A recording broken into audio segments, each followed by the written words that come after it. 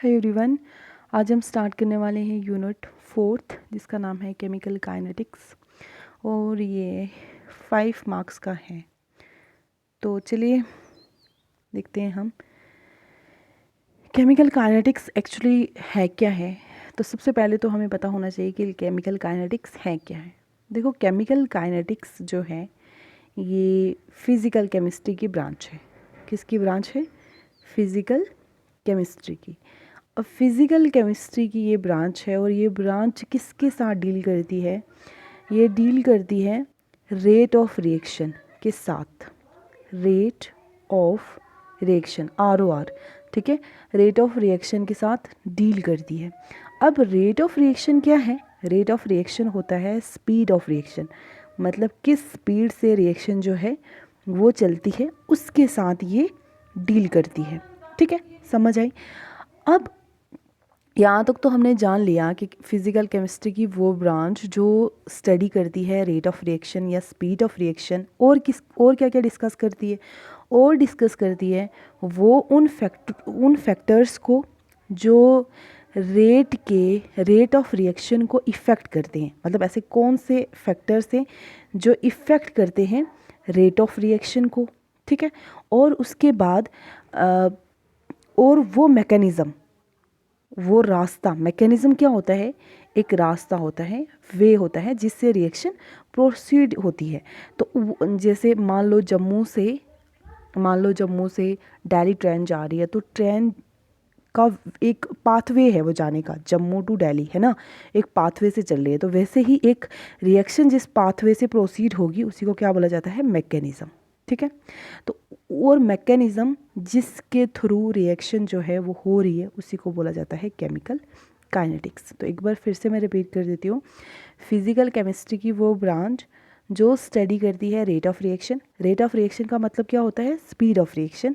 और उन फैक्टर्स को स्टडी करती है जो रेट ऑफ रिएक्शन को अफेक्ट करते हैं, और मैकेनिज़्म को स्टडी करती है जिस मैकेनिज़्म के साथ रिएक्शन प्रोसीड करती है या रिएक्शन होती है उसको बोला जाता है केमिकल काइनेटिक्स। आई होप आपको यहाँ तक क्लियर हो गया होगा। ठीक है, चलिए आप देख लेते हैं रेट ऑफ केमिकल रिएक्शन या स्पीड ऑफ केमिकल रिएक्शन क्या होती है। ठीक है, रेट ऑफ रिएक्शन या इसको क्या बोलेंगे? Speed of reaction. ठीक है, तो चलिए आप देखते हैं। देखो, जब भी कोई केमिकल रिएक्शन होती है तो जो मोलर कंसंट्रेशन होती है रिएक्टेंट्स की, देखो आपको पता है रिएक्शन क्या होती है? जब दो चीज़ें आपस, मान लो A + B रिएक्ट करेंगी और कोई नई चीज़ बनाएंगी C, तो इसको बोला जाता है रिएक्शन, मतलब केमिकल चेंज हो रहा है। जब A + B रिएक्ट करें और AB ही बना दें या कुछ भी ना बनाए, तब ये रिएक्शन में कोई नई चीज़ नहीं बनी, तो ये रिएक्शन नहीं हुई, ये रिएक्शन होगी। दो चीज़ों के रिएक्ट करने से हमेशा एक नई चीज़ बनने पे ही उसको रिएक्शन बोला जाता है। तो अब हम देखेंगे रेट ऑफ केमिकल रिएक्शन या स्पीड ऑफ केमिकल रिएक्शन। तो जब भी एक केमिकल रिएक्शन होती है तो जो मोलर कंसंट्रेशन होती है रिएक्टेंट की, रिएक्टेंट क्या होते हैं? देखो, रिएक्टेंट्स जैसे A और B, ये दो चीज़ें रिएक्ट कर रही हैं आपस में और बना रही हैं C + D, ठीक है। ये जो दो रिएक्ट कर रही है ना आपस में, इनको बोला जाता है रिएक्टेंट, ठीक है। जो रिएक्ट करके क्या बना रही हैं? प्रोडक्ट्स, इनको क्या बोलेंगे? प्रोडक्ट्स। ये क्या हो गए? रिएक्टेंट्स। A और B जो शुरू में रिएक्ट करती हैं उन्हें क्या बोला जाता है? रिएक्टेंट, ठीक है। अब जो मोलर कंसंट्रेशन होती है रिएक्टेंट्स की वो डिक्रीज़ होती जाती है, और जो मोलर कंसंट्रेशन होती है प्रोडक्ट की वो इंक्रीज़ करती जाती है टाइम के साथ, ठीक है। क्या बोला मैंने? देखो कि जब भी कोई केमिकल रिएक्शन होती है ड्यूरिंग अ केमिकल रिएक्शन, तो ड्यूरिंग केमिकल रिएक्शन, शॉर्टकट में लिख रही हूँ मैं, ड्यूरिंग केमिकल रिएक्शन जो मोलर कंसंट्रेशन होगी किसकी? रिएक्टेंट्स की, वो क्या करती है? डिक्रीजेस।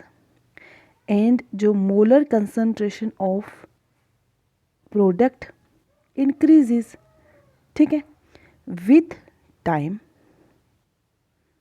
With time. तो अब हम डिफाइन कर सकते हैं ना कि रेट ऑफ रिएक्शन को, rate of reaction is defined as change in molar concentration of reactant or product with time. So nice. अब ज़रूरी तो नहीं कि हमेशा, मतलब क्या होगा कि सिर्फ रिएक्टेंट में चेंज आ रही है, प्रोडक्ट में भी तो आ सकती है ना, प्रोडक्ट की मोलर कंसंट्रेशन में भी तो चेंज आ सकती है ना। तो वक्त के साथ साथ जो हम क्या बोल सकते हैं, रेट ऑफ रिएक्शन क्या होता है, जैसे टाइम बीतने के साथ जो मोलर कंसंट्रेशन ऑफ रिएक्टेंट या प्रोडक्ट की चेंज होती है उसी को हम बोलते हैं रेट ऑफ रिएक्शन। इस तरह हम रेट ऑफ रिएक्शन को कैसे एक्सप्रेस कर सकते हैं, rate is equal to change in molar concentration upon time taken.